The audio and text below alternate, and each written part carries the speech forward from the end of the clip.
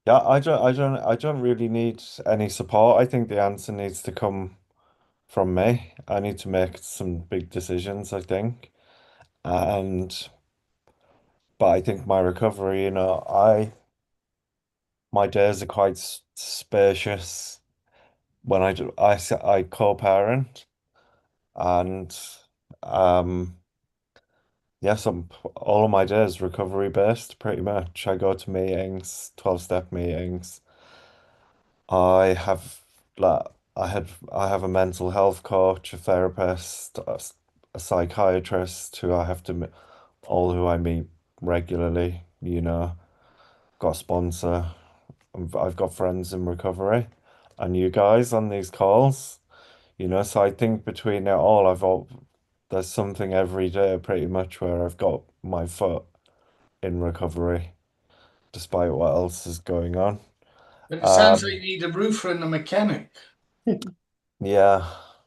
Well, that's the other thing as well, because it's no one's freely available around here. You're like, oh yeah, I can fit you in February. Mhm. I've called a few, and I've got a friend in recovery who has offered to look at the roof, but not until after Christmas. He is working on a project that he's trying to finish. Um, and I could claim through my insurance, but then that sticks my premiums up pretty much, which is, it's all swings and roundabouts, isn't it? But I think support wise, as much as I appreciate that, I think I need to take responsibility and come to my come to a decision probably in the first week of January rather than rushing into it, leaving it to the universe rather than causing myself some chaos and crisis over the festive period. Trevin, did you raise your hand there? There was a kind of Yeah, a sheep. I I like. did. And like my question to Anthony is, what does taking responsibility look like to you? What does taking responsibility look like to you? Um, is make it coming to the next best decision that is going to help me and not affect my recovery or those around me. I think before recovery, um, I'd make very impulsive decisions, and then I get very overwhelmed, and then everyone around me is affected because of my behavior patterns. Um, Probably more harm than good. Um, so yeah, it's just writing it down, talking about it. Sorry, what was the question again? The question is, um, what does, let me see if I can, Taking slipped me a bit. responsibility. Oh yeah, Yeah, yeah, what does yeah, taking responsibility look like to you? yeah. Um, and I think just making a decision that I feel is best for me, I guess in the past I could be very codependent and be influenced by what people are saying, and I'd be like, oh yeah, yeah, do it. And then once I start, I become very resentful. Um, Whereas now, taking responsibility is knowing when I was in treatment, what they always said is use what is it, the metaphor of being on an aeroplane and the oxygen mask always goes on you first.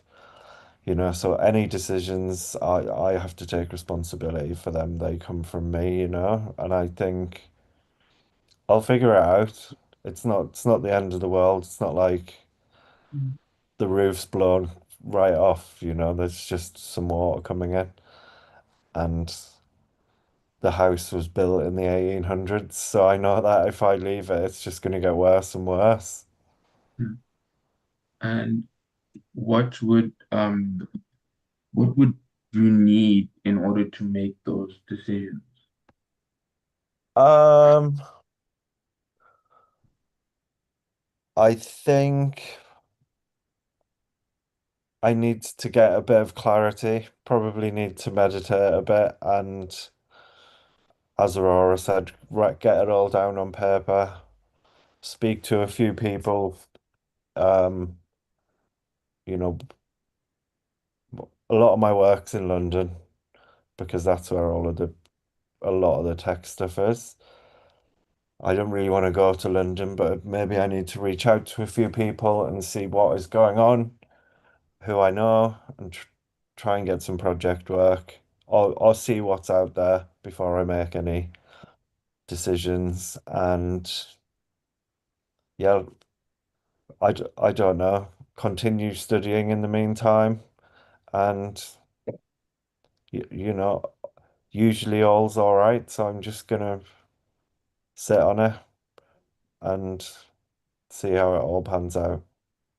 Definitely, we need that grace to walk through life struggle sometimes.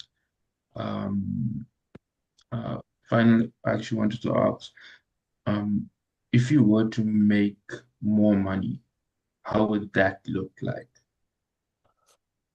Uh, well, for me personally, Yeah, oh, because you sorry did say that guys, got a in phone tech. call. It's the roofer. Yeah, I think it's the Carly's guys who I contacted. Um, so I've shared in the container before that my consultancy work is quite lucrative. And I guess I'm trying to move out of that, but I guess making the money in that line of work, I want to try and move away from that. And so I guess it puts me in that tricky position again. I haven't really worked since leaving treatment a year ago. And that's always been my safety blanket is going back to that work when I've needed it. When I was in active addiction, it funded a lifestyle that it needed to fund. Um, and yeah, so I don't want my life to be about just making money. I want it to be about helping people, and in the past I helped people with their tech startups, mostly people who were doing good on the internet. Whereas now with the AI stuff, it's all very clouded, of what is good and what isn't, which is why I'm trying to kind of move away from it a little bit. And instead of helping ego-fueled tech founders, helping people in the culture of recovery, really, is what I want to be doing. And if your life was to be about, as you say, helping people, how would it look? Um, I don't actually know yet. I guess that's something, I've had David sometimes take the piss out. I'm a sound healing therapist, Hmm. and I guess with the Ayurvedic lifestyle stuff, which is the sister science to yoga, it's like I want to show people there's a different way to live, and it might not be for everyone, but it's there's other ways to live outside societal norms that can be beneficial, and I think with the recovery coaching is being a coach. Somehow I'm going to planning to bundle it all together at some point. Yeah, from what I'm hearing, it sounds like you do kind of have an idea of what it would look like.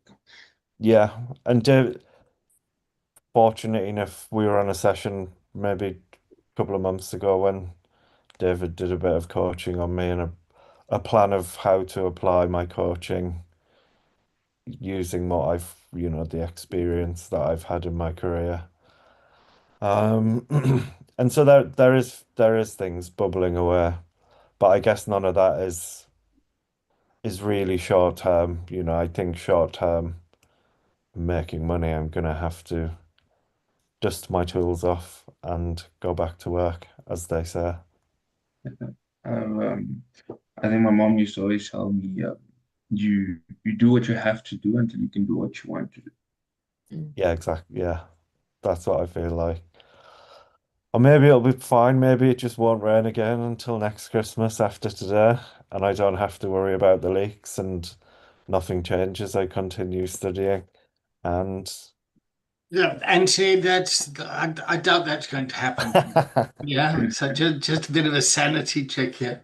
Um, did sorry, I just want to jump in and make it about myself quickly around when you said David took the piss out of my sound bath stuff. So, so if I have come across like that, I want to apologize for that.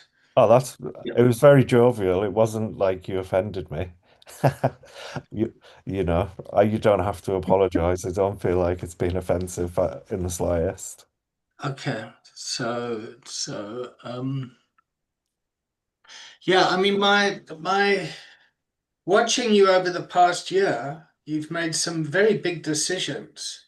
You had to sell the house, you had financial challenges, you've moved into a new place, you've had your challenges with your family, and personally, I think you've come a hell of a long way from when you started here. Yeah, Yeah, that's my personal kind of assessment of how you've grown. Yeah. yeah. Thank you. And now you've bought a house that was built in the 1800s. Yeah, Okay, and you've got a leaky roof. I have got a leaky roof. Well, it's mid-terrace, so when I bought it, I was like, oh, it's not gonna fall down. It's been here for however many years, 150 years or whatever. But, you know, I'm sure it's all very easily fixable. Okay, it sounds delicious, It's all right. I mean, it's but maybe not. Maybe you've been eating too much of delicious food and it's not the same. it's the house. Yeah, the house is what I, you know, it's giving me the space I need to keep in this what is it, transformational period in my life. You know, it wasn't a dream home purchase. It was a pay off my debts from rehab and give myself a bit of space. And it's a few doors from my son's mum, you know, so he is ecstatic that he can run between the houses. Oh, that feels nice. Yeah, yeah, that's good. Uh, he's excited he can run between the houses. Yeah, yeah. Without it, he's 9, and so he can just pop over now when he wants. Whereas before I lived there's on the next road, but it's about a 10-minute walk along the river, and so it wasn't that easy. So it's good for him now, you know, it's nice. And how much is that worth? Yeah, exactly. It's priceless. Well, I don't know. I mean, depends on your kids, your relationship with your kids. Well, he's the reason I would say that I didn't kill myself in July last year. Okay. So All right. So that's really just fucking up the stakes of the conversation, huh? yeah, and I guess in treatment, you know, they said you need to find your why, and I guess he is the why. Okay. I guess, you know, when my therapist did the intervention, she said if you do it, then the pain doesn't go away, it just gets passed to him, you know, and I guess that stuck with me. Mm. I suddenly feel quite sad now that you've said that. I mean, Yeah, yeah. These and it's sadness in an appreciative way hmm, that you're able to kind of share that. Well, there's no kind of anything. You are sharing it with us. Guys, I was thinking of fucking taking myself out a year ago. Yeah. Yeah. Well, I guess that's a sign of the progress as well.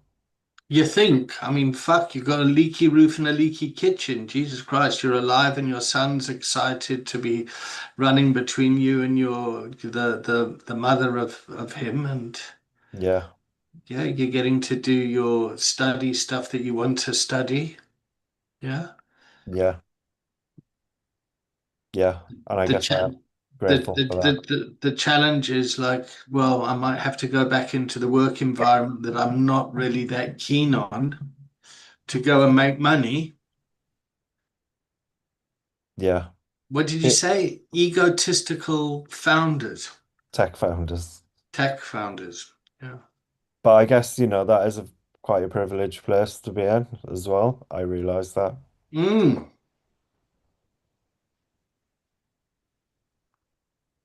Okay. All right. Well, let's wrap this up. What's your homework? Take some responsibility. Okay. And what does that look like? How do we measure that?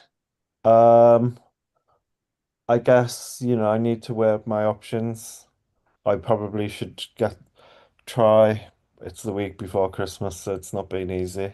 Continue to try and get some roofers to look at my house and give me some quotes. Try and figure out this car situation. So I don't, I only passed my test when I moved to Somerset. Um, and my car was my granddad's, my first car.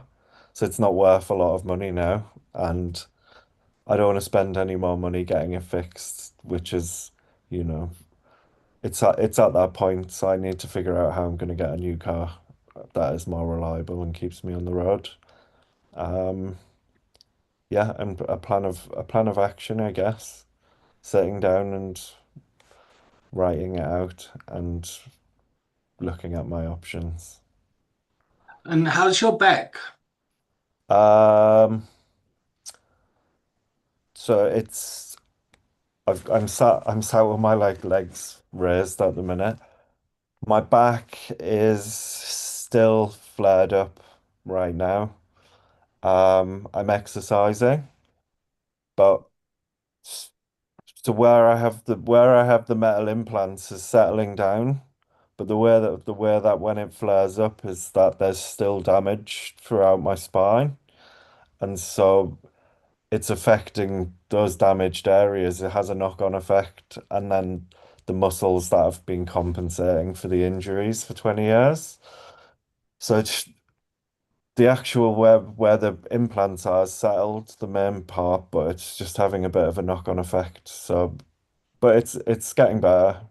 Usually takes about a month, 6 weeks once it's flared up to settle back down again. Okay. One last question is, how much would your insurance increase by, your premium, if you got the roof fixed through insurance? I need to have a chat with them. I need to see if they do it, because I don't know how long you need to have your policy before you can claim. I I guess I moved in about maybe a month ago, and so I need to look at my policy. I've not actually had any paperwork from them yet, but I'm sure I have an online portal that I can find those documents or an email. Okay. All right. Well, let's wrap it up there. Thank you for that, Anthony. No problem.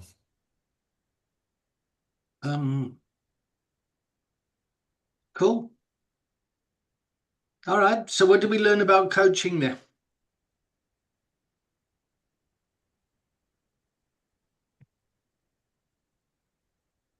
Oh, come on, guys. I'm getting so self-conscious here. I'm thinking, oh, fuck, this container's going nowhere. Hello? Oh, hello. She just wanted to. The architect, just doing a quick assessment. Nice office, thank you. Oh, that's Okay, that was a very quick assessment. Sorry about that. I think that it's even though in your better mind you know that the client has all the answers that they need for their lives. The conscious awareness that it takes to slip into frapping, so it's like walking a tightrope.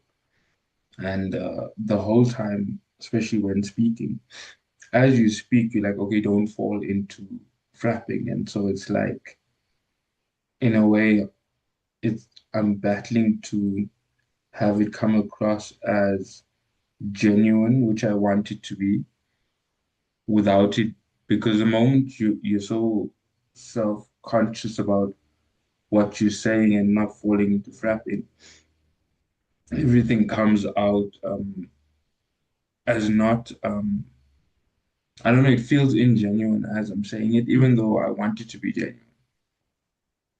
So it feels a bit inauthentic because you're self-managing so much because you don't want to Yeah. get it wrong. It's like, oh fuck, I want to get this right. Yeah, okay, great. Wonderful, wonderful learning. Emma? Can I just say as well, we all get it wrong sometimes. And it's about just owning up if you do. If you mess up, fess up, innit? If you mess up, fess up. No. Mm.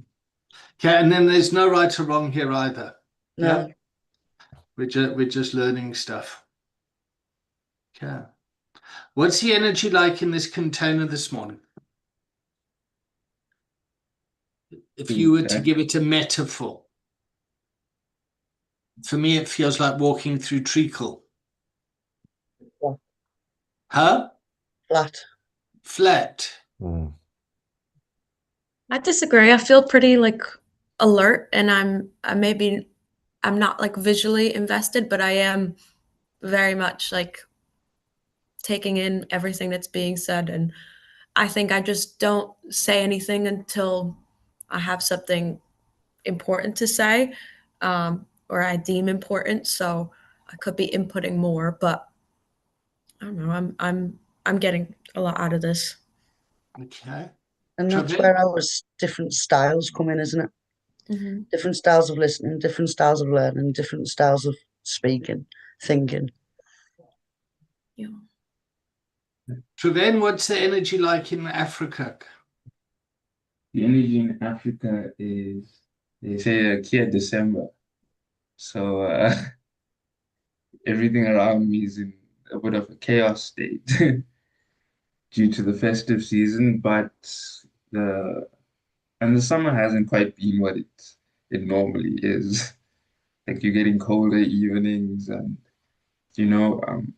but yeah, it's been okay for me. I've been in my own head because I've been trying to get through stuff to get prepared for next year. And it's like How's everyone, the energy of this container, Travin? um, it's like we're building the path that we're walking on as we're walking on it. It's like it takes energy to get to the next step. I don't know how else to describe it. It's like we're building that road that we're walking on as we're walking on it. Okay. Anthony, for you? Um,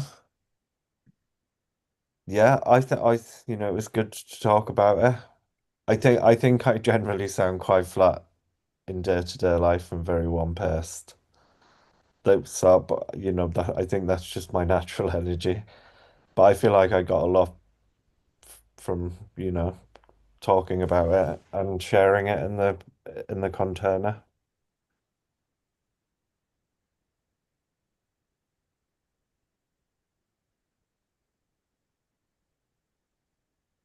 I'm so self-conscious, huh? What's going on for you? How are you feeling? So I always feel a sense of responsibility. Yeah. And I always feel like, fuck, are people getting anything from this? Is this adding any value? Which is also an anxiety-based type of thought. And yeah, I'm just becoming aware of how that might leak out into the container as well. Yeah. So I might be like Emma and feel it's flat and we're struggling along, but for you, Aura and Traveen, it's like, no, we're enjoying this and we're just kind of building and this is working. And then Anthony said, yeah, well, that's the kind of the way I am, but it was very helpful, and that's so yeah. I mean, doesn't that just point out how dynamic a container can be? Yep. So I'm just going to draw a quick picture. So we're continuously trying to move along. So we have our sessions, and the person is going to be moving along to hopefully something that's better for them. Yep. In a culture of recovery. Yep. So we have a culture of learning, culture of addiction, culture of recovery, or a culture of resilience. And hopefully things are getting better. Yeah. And if I look at Anthony's life, where he was over here back in February, yeah, it was like that. Whereas if I see him now, it feels a lot more like that. Would you agree, Anthony? Yeah. Yeah, your the things that are important, like your relationship with your kid, the boundaries you've put in with your family, your own mental health, your physical well-being, your finances, taking responsibility around that sort of stuff. You have grown a lot. Yeah. Yeah. Yeah. I feel like my recovery has grown. I feel a lot stronger in my recovery. And whereas in, was it June last year, you were suicidal? Yeah. Yeah. Well, Okay. pretty much most of last year. All right, cool. So you were kind of over here. Yeah. Yeah. Let's put you lying down, contemplating suicide. Yeah. Yeah. Okay. So that's a hell of an improvement, huh? Yeah. All right. So let's put you here now. Yep. Where to from here? So here we've got fear, which is the emotion of anxiety, fear of the future, what's coming. And then we've got the past, which is sadness. Yep. Then we've got anger in the present and joy. What's going to bring joy into your life? Um,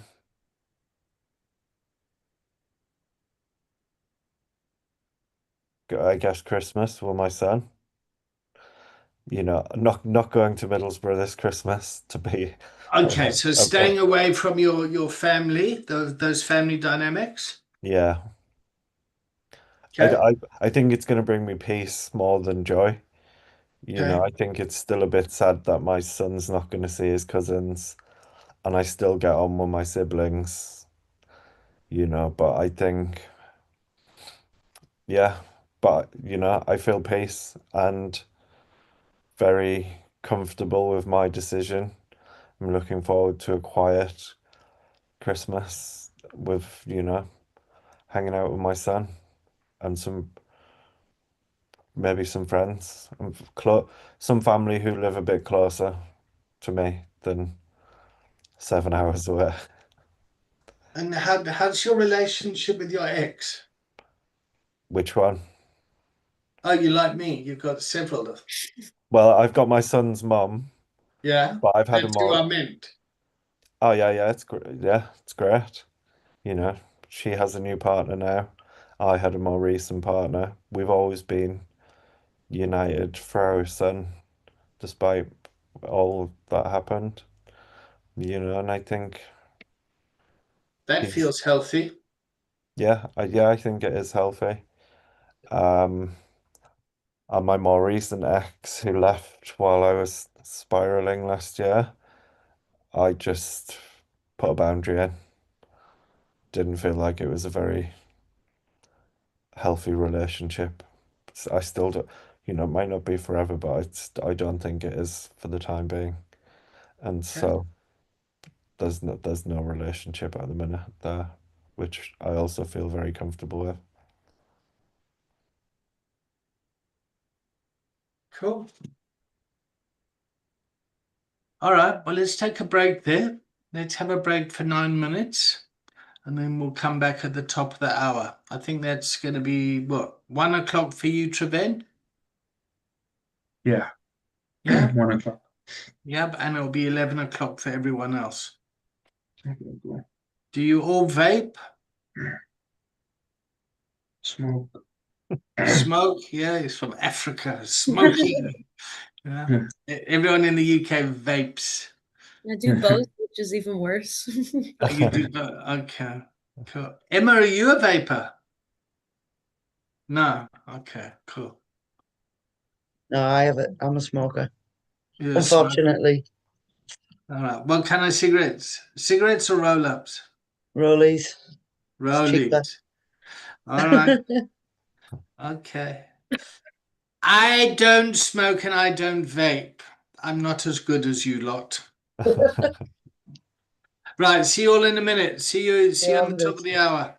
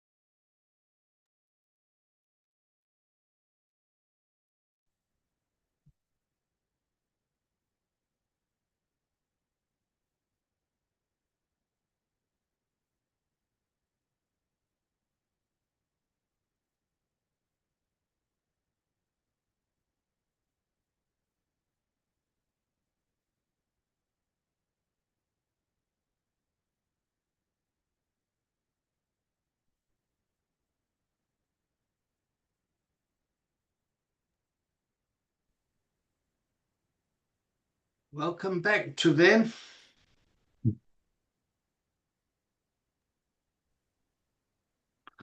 Anthony, Hey man. let's see where. Laura and Emma B.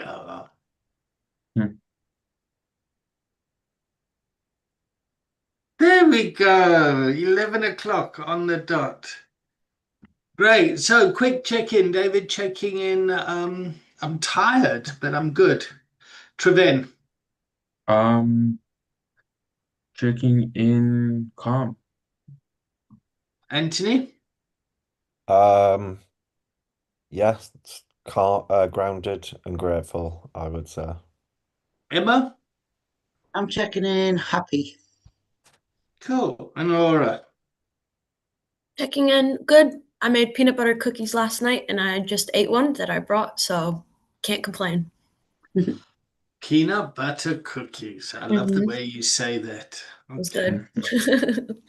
All right. So I just want to quickly what I've been doing is with recording these sessions, I've then been able to take them and create AI graphics based on what we spoke about, yeah, and to see what tools are being used. So last week's Tuesday class, we created this. Have you guys seen this?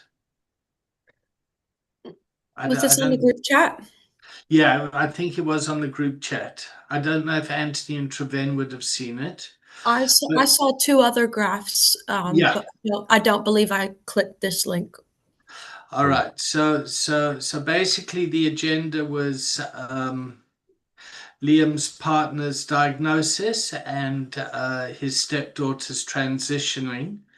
And we spoke about the temptation to fix, yep, and what he kind of learned from it.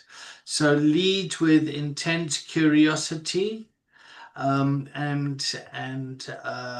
this graphic really helps describe what happened in the session. Does it make sense to everyone? Mm-hmm. Yeah. Okay. Then I got one question. What is the group chat, David? I don't think I'm in it. yeah, no, that's the Recovery Connections one. I think we'll yeah. create another one. How the hell do I get rid of that?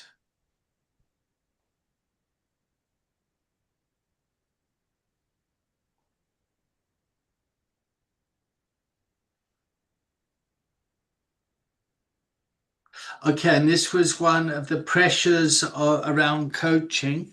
I think that came up out of the Lero conversation. Was that last week or was it in the afternoon session, the systemic wellness practitioner? But I'm gonna post these three in the chat here now, and I want to know if you get them. So I'm just showing you this is because this is what we're doing with the tech side of things to kind of improve the trend. Oh yes, this is the one where we spoke about last Thursday morning, navigating the holidays season. Yeah. Yeah. Okay, so let me just stop that and then just stick all three in the chat here and then just let me know if you get them.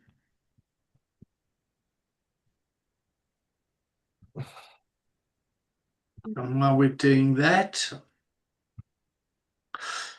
where are we going to take the agenda now? I had a question that I was thinking about when we were on break. Great. I realized, like, Anthony, when you shared, like, my brain immediately always goes to, like, oh, I need to validate this person because what they're feeling is obviously real and, like, that's their experience. But I think this is even within my friendships, even within speaking to people at work. I always want to, like, make them feel seen or heard, which is, of course, important. But then I struggle with where to go after that, because my main thing is, like, I just need to make sure they know that, like, I'm listening, and I am. But in terms of, like, knowing, like, I struggle, like, if my friend is having a hard day and I'm like, "Oh, I'm really sorry to hear that," like, I feel awkward because I can't say anything to fix that, and I know fixing is not the goal, but I want to do something because I care about them, and I want to say something to help. I don't know how to explain what I'm trying to say, but, like, I need to You're find a balance explaining it very between well. validation and then moving on to something else more productive. So I'll always say the problem isn't with the person telling the story. Often the problem is with the person that's listening to the story. So, and that's a perfect example. I listen to someone who's a friend of mine that I care about. I'll hear the story, and then an anxiety comes up in me. It's like, oh fuck, now what? What to do next? Yeah. I think that's a very normal thing, and I also think it's fantastic you've become conscious of that. Yeah, I like the way you authentically own it. Thank Yeah, you. I think that's a great place to start. Like, oh fuck, that sounds hectic. Yeah, where should we go from here? I'm feeling overwhelmed. Yeah, what would be helpful? Like, that's what I do. I kind of bust it. I have a fear of if I'm asking questions, I don't want to ask the wrong questions and then Yeah. upset the person further or talk about something that they might not deem as helpful. Um, but that's again my own anxiety. That's my anxiety of not being like perfect and all of this stuff. And um, I think Trevine, your line of questioning earlier was like, every question you asked, I was like, how the hell did how did he think of that so quick? I'm like, oh God, like I would not have been able to like come up with that question. So I think it's helpful for me to hear examples of what like lines of questioning looks like when hearing someone and coaching. But yeah. I'm just not Great. used to asking like questions like that because Mm. I'm always like helping, suggesting solutions. I have quite a lot of lived experience, and I think a lot of my friends and family members even come to me when they need help. Like I am always like people are always like Aurora, like what do I do here? So I'm used to offering solutions because I'm getting asked them. Now, if I'm not being asked for a solution, I have no clue how to navigate that. So you've taken on a role where Mhm. people come and ask you for solutions. Yeah. Yeah, like I've lived alone for a while, right? And some of my friends are still living with their parents. They're asking me about this, they're asking me about that.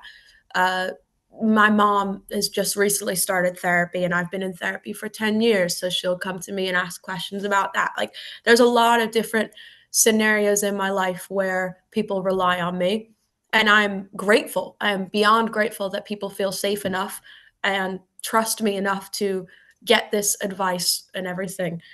But again, if it's not in a scenario where they're asking for help, I don't know. I wouldn't know where the hell to go from there. Yeah. Okay. So we'll go Emma Treven and then Anthony, but Anthony's fingers up. So is it, can you wait, Anthony, or do you need to jump in now? No, I can wait. All right. So we'll go Emma Treven and then Anthony. Emma? Yeah. Aurora, what does helping people look like to you? Helping people would mean getting them to at least a slightly better mindset than they had, a bit more clear, maybe half a step in the right direction, a plan. Validation again is a massive one for me. I think sometimes all people need is to feel heard, and then I don't even have to kind of like offer a solution if I'm able to say like, yeah, what you're going through is not okay, and you have every right to feel XYZ. So helping is just doing whatever I possibly can to be able to.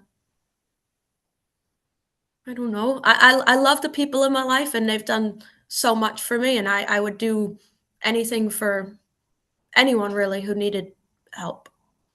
So I don't know. And who is responsible for going forward in that relationship? Those people, anyone who's like needing, they can only do it themselves. But if I can offer a hand and like walk with them, I will every single time. You know. So it's about getting curious about what help would look like. Yeah. Or maybe even like taking a step back, because I've had to set boundaries within that world because I've been too relied on, and then it becomes like unhealthy. So I've done a lot better recently with saying like, I can't talk about this right now, or like I'm busy.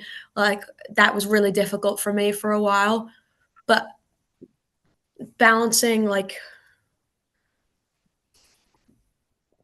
I don't know, like I think I do take on a bit too much of other people's stuff, maybe. But it's hard not to if they can't do it themselves. Like I want to help them. So is it easy to say that you feel a sense of responsibility? That maybe not all. Well, if I have the emotional bandwidth to help someone, I will. So it's not like responsible, but if I have it, why wouldn't I? Does that make sense? Mhm. So then, what was your question? It wasn't really a question. It was just, I suppose, what Aurora said. I hold the notion that you will inspire some and trigger others. And I think when it comes to questioning, the questions that trigger people are often the most valuable to them Mm-hmm. because they challenge a narrative or perspective that that person is otherwise trying to avoid. Mm. And so even if they don't want to, 9 times out of 10, if people don't want to talk about something, they're going to tell you. But the idea is, even in them not telling you it, that question has highlighted a perspective that they go on to think about after. And so in that way, it becomes medicine as well. Mm. I like that. I think I have a fear of upsetting people or making anyone uncomfortable, but it's not upsetting anyone purposely if I'm asking like a challenging question. So you're right. Thank you. Anthony, you had a question? Oh, yeah. So I guess when you're in that situation and someone is asking you, going back to the oxygen mask goes on you first, what tools do you use to help you manage those fear and anxieties in those situations, I guess? Well, I've been in DBT for like 10 years. So I use quite a lot of like distress tolerance skills. So, for example, my mom she left my dad earlier on in the year, and she was in a domestic violence shelter, and I haven't spoken to my dad in a while, for many reasons. And I wouldn't let her speak to him, to me about him. And earlier on in the year, while she's leaving him, I was like, okay, well, I will allow conversations about him to come up because you're obviously going through something quite serious. But I felt very, very overwhelmed. I felt very triggered, honestly. And it's hard to see like my mother like broken down and crying. And so in those situations, I had to put my mask on like after the fact. It felt like I'm like gasping until I'm like, okay, I'm gonna like end the call now and I'm gonna go take like a cold shower. And then I would like journal, or I would call a friend and reach out to them and use like opposite action or something, go on a run. I was going on runs at 6 a.m. just to kind of clear my head. But again, it feels like I have no choice but to help her because I was the only one that could have been there. So I don't know, that was a lot, but Thank you for sharing. Mhm. So what was the original question? What skills do I use when in those situations? Yeah, so it's like how can we be helpful? Getting curious around what help looks like before actually jumping in and helping someone. So my girlfriend, for example, will come and tell me about her financial problems, and there's a big part of me that wants to jump in and think, oh fuck, okay, how do I fix this? And then actually think that she's asking me for money. Yeah, when actually she's just asking me to listen to it. Yeah. And then once I've listened, she'll ask for money. But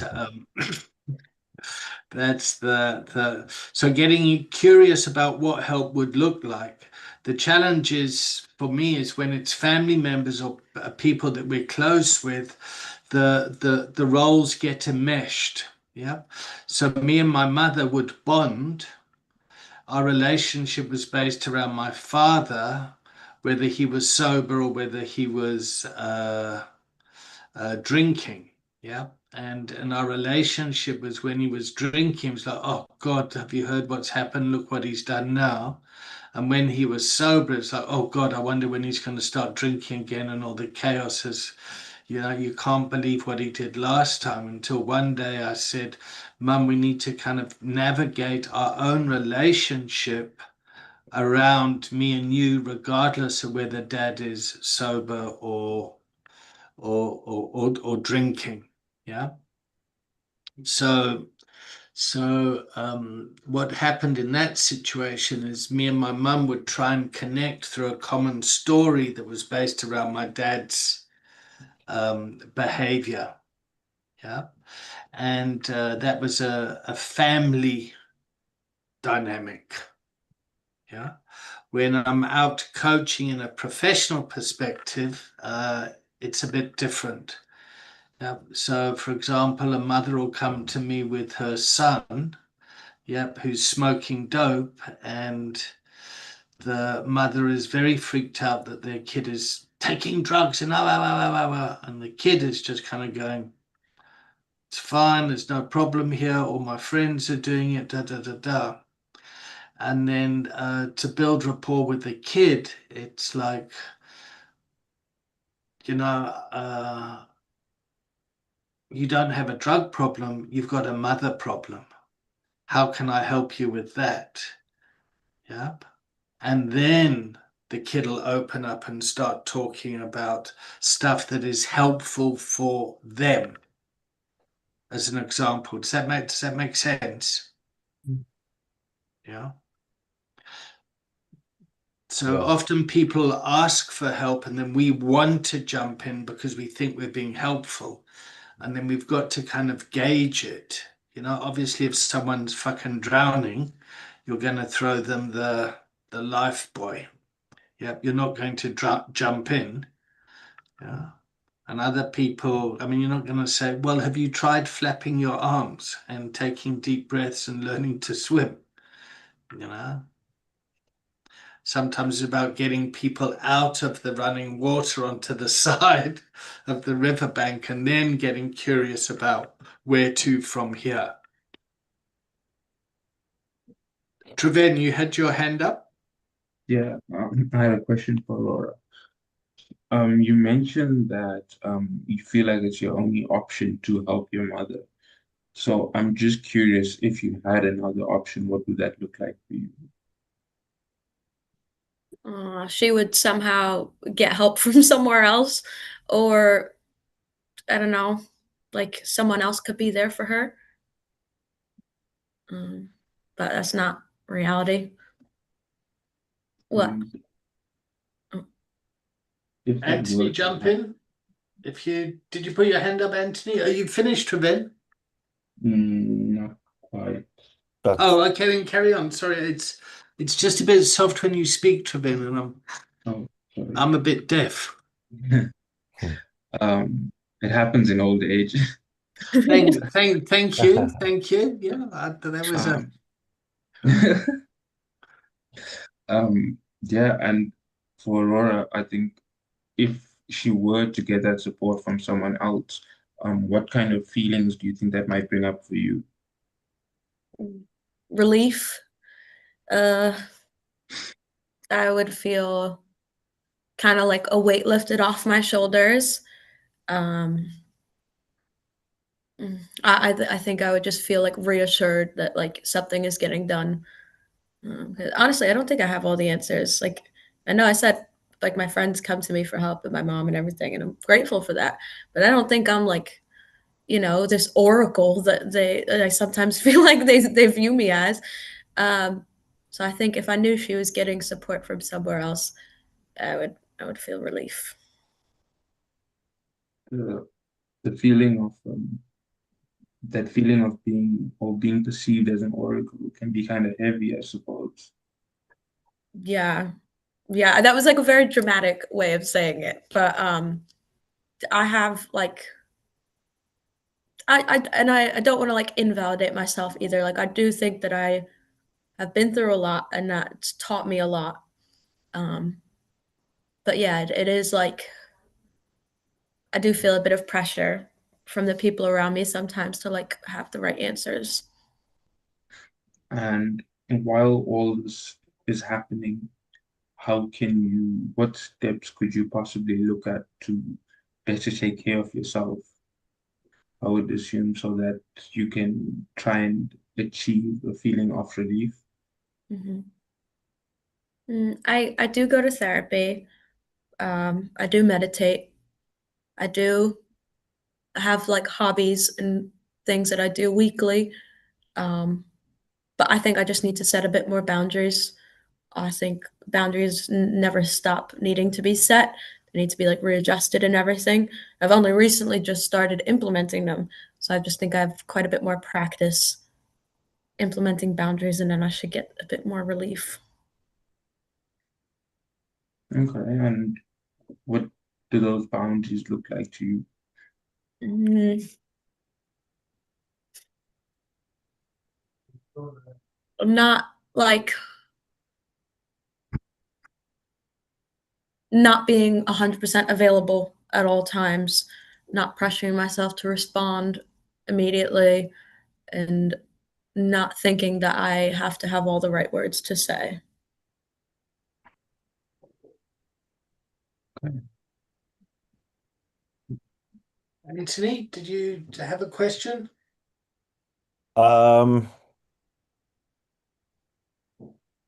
I guess I don't really know how to put it. It's kind of from my experience as well so I guess, in my family dynamic, my family of origin, there's a lot of toxic codependent patterns. And I guess well, I guess you kind of answered it there by you're setting boundaries to manage that. I guess you, how do you balance your energy of helping or slipping into a very codependent pattern potentially within your family of origin? I feel, most families do have that codependency somewhere, Mhm. to different levels, and I guess, yeah, it's like how do you man I guess you answered it by, you're starting to set healthy boundaries. But from my experience, like I can use an example. When I came home from treatment, my mum messaged me saying, "You're fixed now. Can you help me?" I Yeah. was like, "No." Yeah. And I guess I didn't realize that the codependency until I was more aware of it and how I need to set healthier boundaries, and that, you know, my energy and myself needs to come first in those situations, I guess. But so I don't know if there was a question in there, but No, that I was helpful. related to those, the relationships and the, feeling people wanting you to fix them or provide a solution for them. I think until Anthony, you talk, oh, sorry. I was just going to say, Anthony, what you did well there was sharing your own lived experience around your family situation. Mm. Aura, what did you want to say?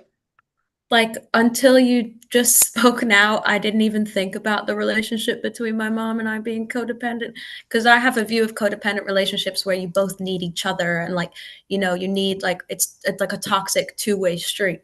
But she is codependent on me. and that never even like registered. So thank you for that.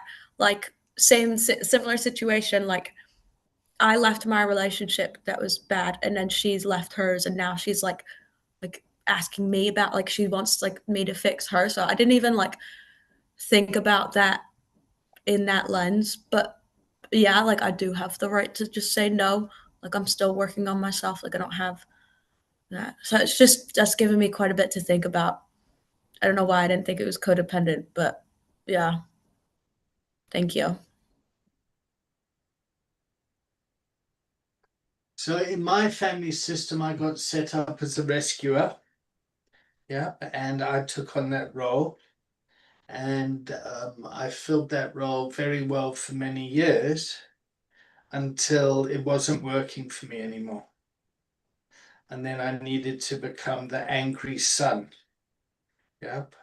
So instead of the guy that always looked after my father when there was a crisis, I actually said to the system, listen here, I don't want to do that role anymore. And then the system changed as well.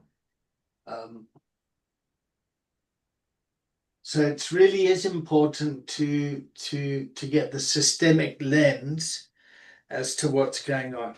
Geez, I didn't mean for you to start drinking vodka straight out of the bottle there. I mean, it's local spring water. I don't think you're guzzling vodka on this call yet. And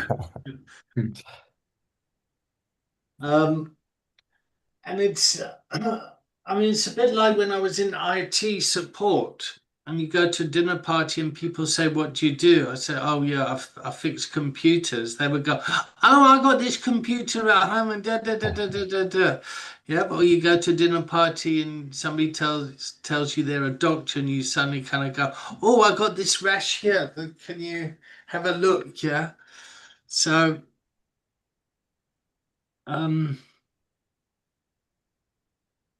yeah, I don't know what to say. I can relate to that working in IT, David. It's like Oh, Christmas used to go on because I'm not even like a techie in the tech industry, and everyone would have their iPads and iPods lined up at the Christmas dinner table. Like, can you fix this? Can you look at this? I can't get these songs to. I'm like, I don't know anything about those. fascinating, huh? Yeah. Yeah. Emma? I'm just thinking, do you think that comes into self-awareness and accountability for what you're willing to accept and take on board? What's your answer to that? My answer? No, Emma's answer. I was like, what? I'm guilty of it as well. Okay, what you guilty of? I'm guilty of going into work when I'm not meant to be. I'm guilty of taking. Yeah, you are. Like, I'm guilty of taking on responsibility for other people's responsibilities. And I feel every day I'm setting boundaries and having to follow boundaries and impulsivity of saying yes when I've learned to say no. And it's all a learning curve. But I think when we become stressed over taking over other people's responsibilities or lives or problems, it's our responsibility to sit back, reflect, and own it and say, right, I'm sorry I can't do that. I'm sorry I can't do that. And I'm still I'm still working on that. But I think the responsibility we take on is our own responsibility. And that's me. That's what I've learned about myself is I need to take accountability for why I'm stressed. but how do you? Some of it's external, some of it I can't control. Some of it is my own reasons, my own me not taking responsibility for it. Does that make any sense? How do you balance how do you find a balance? What would that balance look like for you? Like giving yourself enough responsibility that feels comfortable for you while also maintaining boundaries. Recognizing when I start to overthink, because I've got to look after me first. So recognizing when I'm becoming self-aware of the stresses of life.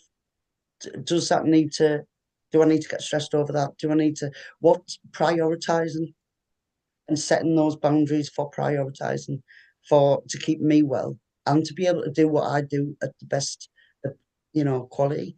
Because I don't want to be, I have to stop sometimes because I'm always running. But sometimes I have to learn to walk and look and take in what's around me, because I can't help anybody to the best of my ability and to their advantage if I'm still running. So setting them boundaries to say yes and no to things is just one way of me controlling my well-being, I suppose. I guess when you are running and in that situation, how do you support your well-being? I sit back and I reflect. I stop running and I start walking. And I take in, sorry, it's my son. And I take in what's around me. Because when you're running, you're just running past everything, having a quick glance. Whereas if you stop and reflect and look, and even if it's just for a short minute, you've took it in more than you would. Because I'm very impulsive. Mm. And I make decisions on a whim. And I've learned to slow down, because the outcome of that decision is on me. So for me to make that best decision is just to slow down, take it all in, weigh it up, and learn how to do that, because I'm very impulsive. And when you said about being impulsive, I related to that Mm. very much.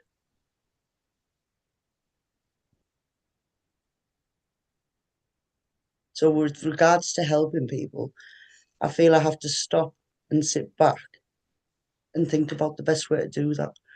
Because I could say, right, we could do this, we could do this, we could do this, but is that really benefiting that person? Little steps is still a step.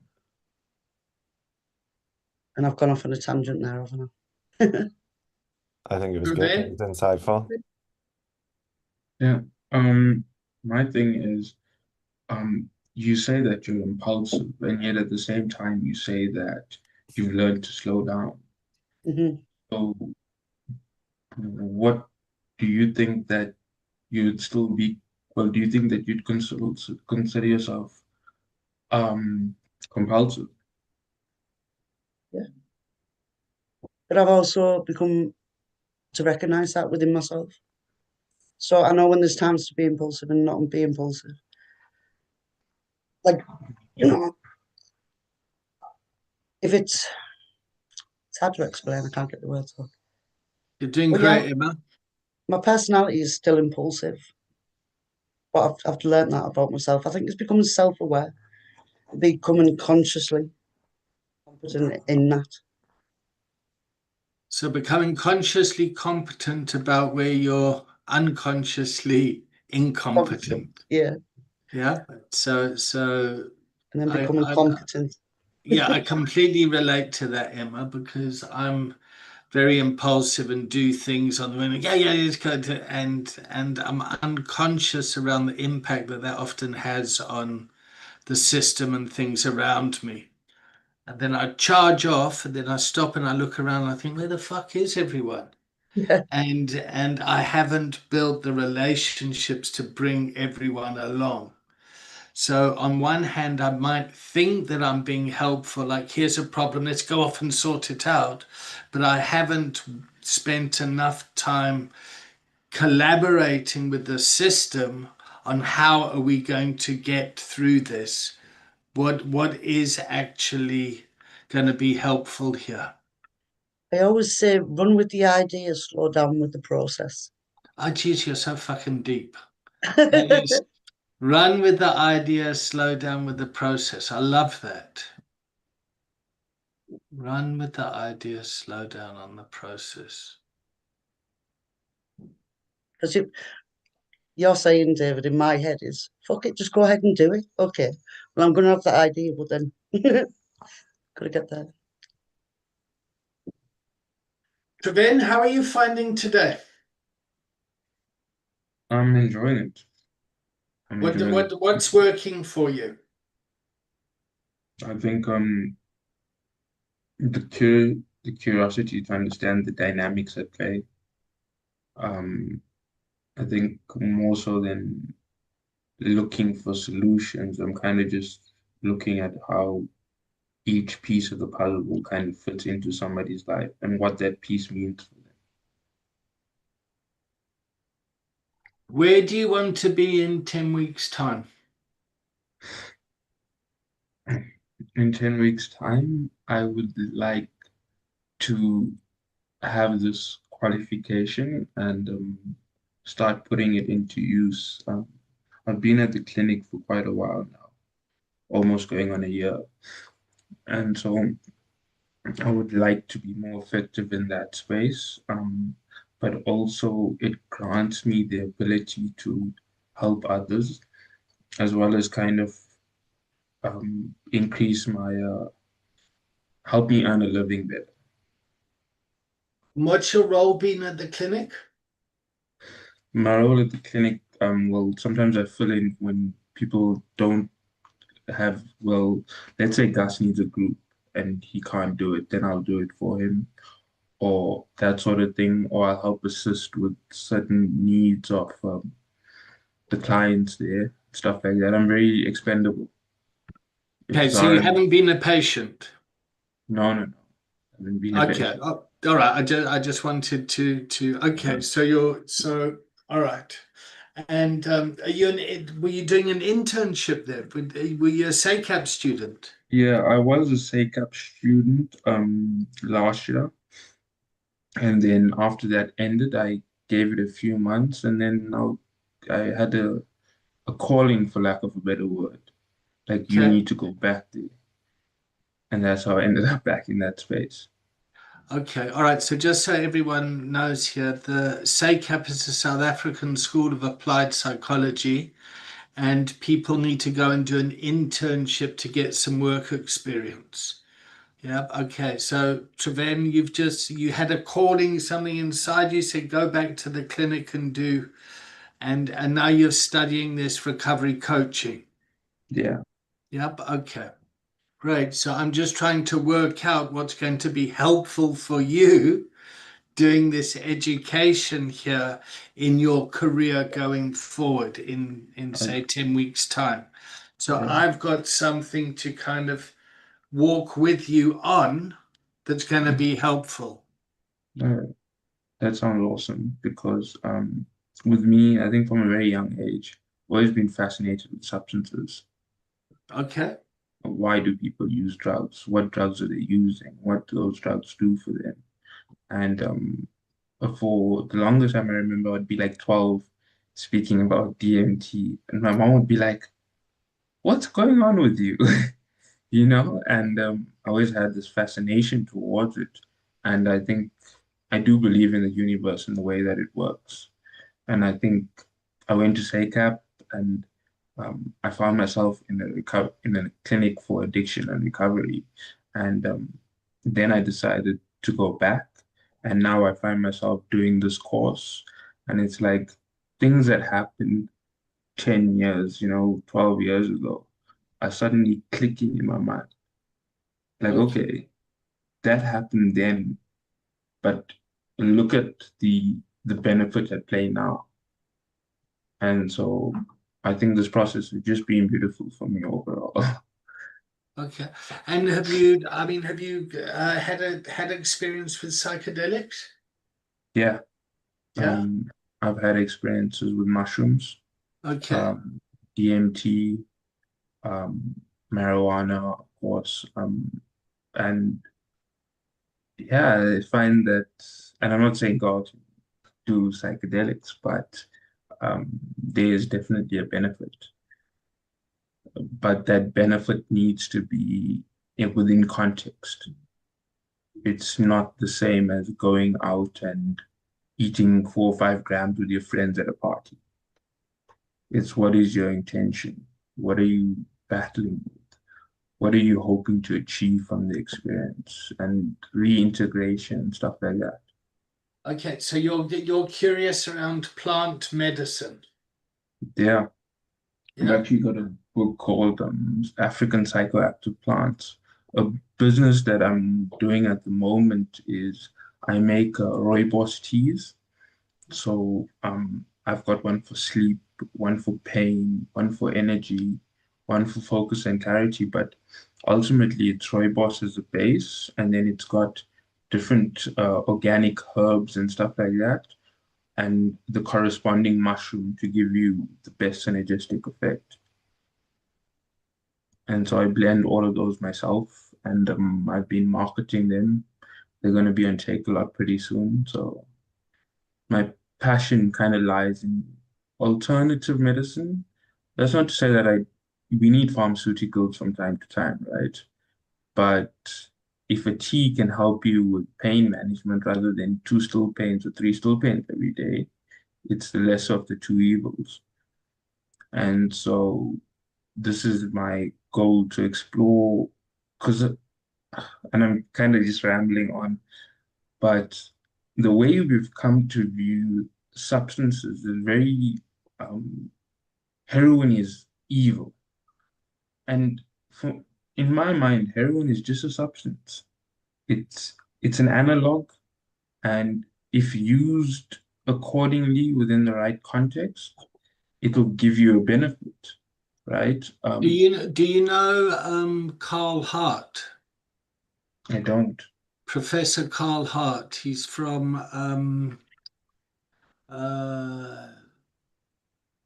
what's that university? Um, is it MIT or I'm just putting his name down now. yeah. Go research his stuff. I also Okay. have a suggestion for you. You should look up, I don't know if you know Alexander Shulgin. With Rat Kingdom Mhm. No. or Rat No, no. Alexander Shulgin, him and his wife synthesized a bunch of different analogs of MDMA in Oh regards to the yes. treatment for bipolar disorder. And of course, the CIA shut that down and arrested them both. But he wrote a I book called FiCal. It's a chemical love story. Um, and I'm not finished reading it because it's extraordinarily technical and I'm not a chemist. But didn't they I send him to jail? yeah, yeah. 'Cause, I mean, And he then was just like making drugs in his backyard and getting high yeah, off of them and recording his findings. Like, fair enough. But last year living out in the woods somewhere. yeah, he was And he. then, But his work was really like furthered yeah, like treatment. But I have the same like vision as like I've always also been very interested in substances and like psychopharmacology, and I yeah, think that by criminalizing it and like having this societal stigma, we are uh, holding ourselves back from a lot of treatment in terms of like the medicinal side, the pharmaceutical side, and a lot of different things. So it's yeah, I agree with you on that a lot. It's really cool. It's such cool stuff. yeah, Oh, definitely. so we've opened that door, right? Yeah, There we go. Okay. I think one of my future ultimate goals, well, long-term goals, would be to find a plot or piece of land somewhere a bit removed from the concrete jungle that we live in, and have a holistic center there, Mm. being psychiatrists, psychologists, coaches, have retreat work so people can come there and do the psychedelics, have the integration. Um, People can come there and book in. And I want a treatment that also caters to your diet. What are you Yeah, eating? gut Like health. 90% of our serotonin is produced in our gut. Hmm. If you're eating Lay's chips every day and chocolates, and it's your gut is these are all waste product items. And so if you need to start with food Hmm. and work up from there. I, When you open that, let me know. I'll come work there. Beautiful. We're probably gonna need a lot of hands if it I got does you. happen. Hopefully, I have my degrees by then. Uh, So let me know. David said when he was doing the thing at the clinic, he said, you need some big, hairy dream, something that's unachievable, but you work towards it anyway. And that stuck with me because that is probably not going to happen, but in the back of my mind, it's what fuels a lot of the stuff that I do. Anthony, you wanted to say something? I was going to say to look at the food, you should look at the Ayurveda because that comes Uh, from ancient scriptures like 3,000 years ago. And that waste product in your gut in the scriptures is called ama. yeah. And you have a everyone's body is a different constitution. And when you have a build-up of ama, that's when illness comes. So if you live aligned with your constitution through Mm. food becomes medicine and it's preventative in the long term. It's not used to, say you get diagnosed with cancer, it's not going to fix that. Yeah. If you live aligned with your constitution, then you're preventing using food as medicine and you No, reduce that ama in your body, I which is do that agree waste. 100%. I do work a lot with Ayurvedic stuff, such as Shilajit and what do they call it, neem seed and all of Yeah. that, because there's a lot of value in there. The thing with like the ancient Chinese medicine and Ayurvedic medicine is you take it when you're well, Mm, so it keeps you in a state of wellness. You can't take it when you're sick yeah. and assume. I mean, at the end of the day, if you're a cancer patient, you're going to need pharmaceutical drugs to help with pain management. It's very rare that a plant is going to give you that. The only reason being is that all pharmaceuticals are plants anyway. They're concentrated. You've broken this away, you've taken away the sodium molecule, you've made it concentrated and powerful. So if you're taking things of lesser concentrations, you take them when you're healthy. So it keeps everything in your body in check. Mm. So what's the energy in the container now? It's like educational. I feel academic. I'm loving it. Yeah, you can tell it's kind of changing, eh? It's like, fuck, okay, this is, and there's always an anxiety that comes up for me in this because of the historical kind of war on drugs and the projections around what treatment is and the 12-step influence and all that.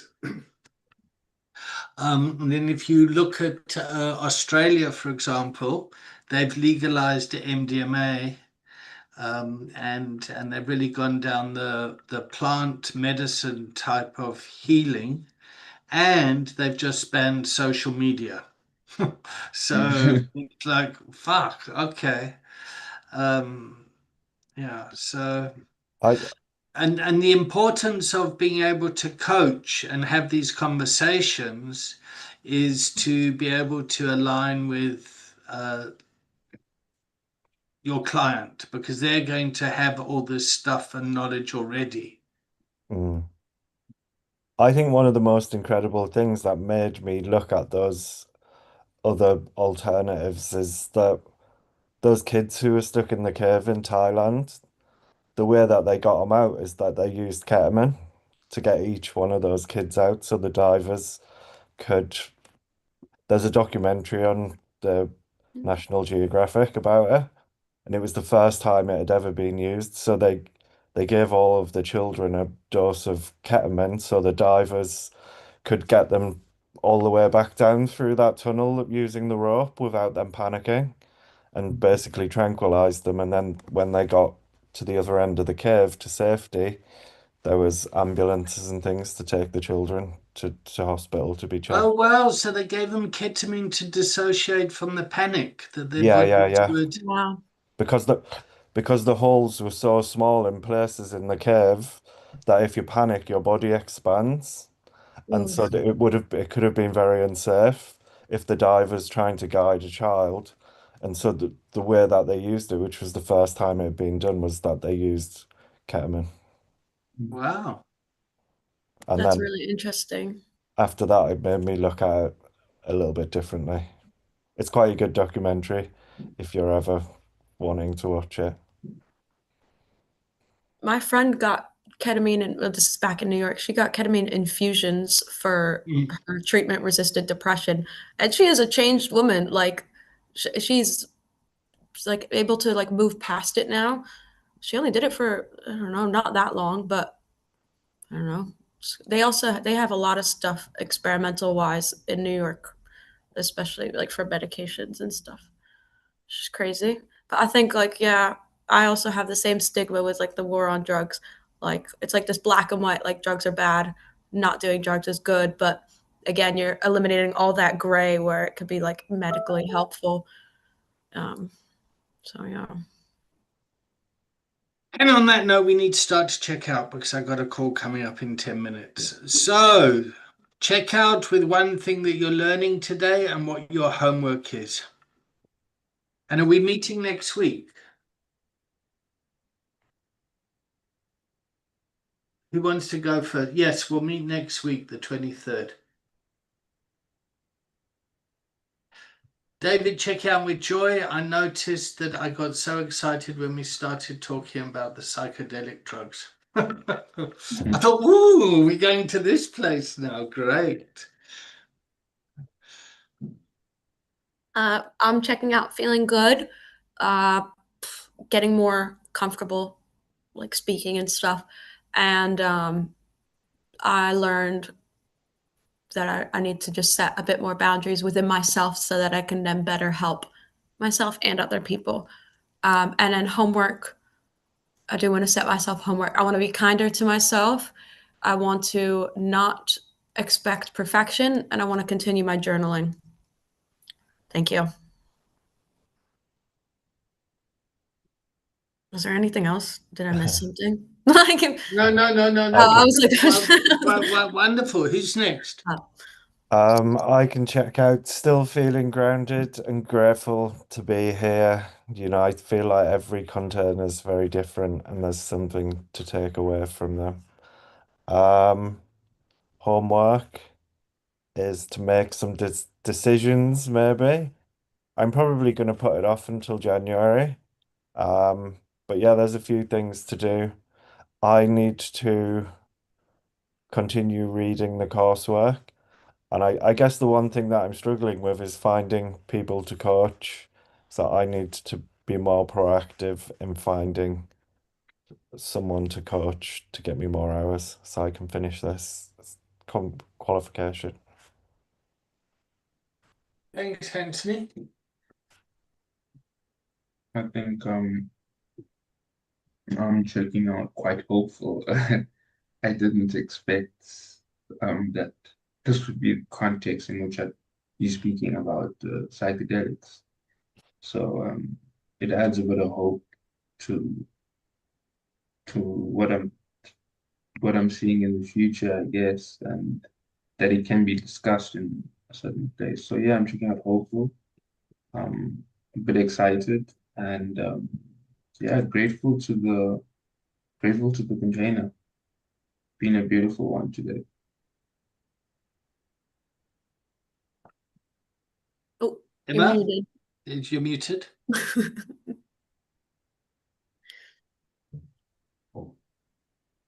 do that all the time. And I'm checking out, grateful and learning about medicinal drugs and how they can benefit. And although we know this, but we don't think about it as often, as much as we need to, I think. So yeah, I'm grateful for the container and thank you. Cool. So, Trevena, I just want to say one thing around psychedelic treatment and your own passion around this sort of stuff. When you're working at the clinic and the patients are going through their detox and starting to get orientated to the treatment program, just keep that stuff to yourself at the moment Yeah, until they've got a bit more agency. Yep. And just to give you an example, is Christianity is a huge thing in South Africa. There's quite a lot of very faith-based people.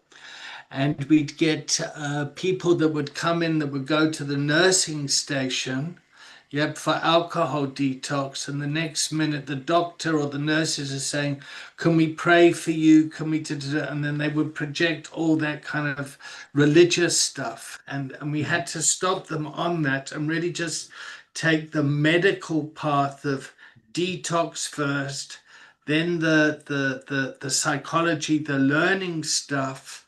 Yep, it's a biopsychosocial model. Yep. And then the community stuff around that. Yep. And it's about, that's also why we don't force the 12 steps down on people. It's like, there are some meetings there, you're welcome to go if you want. If you don't, that's okay too.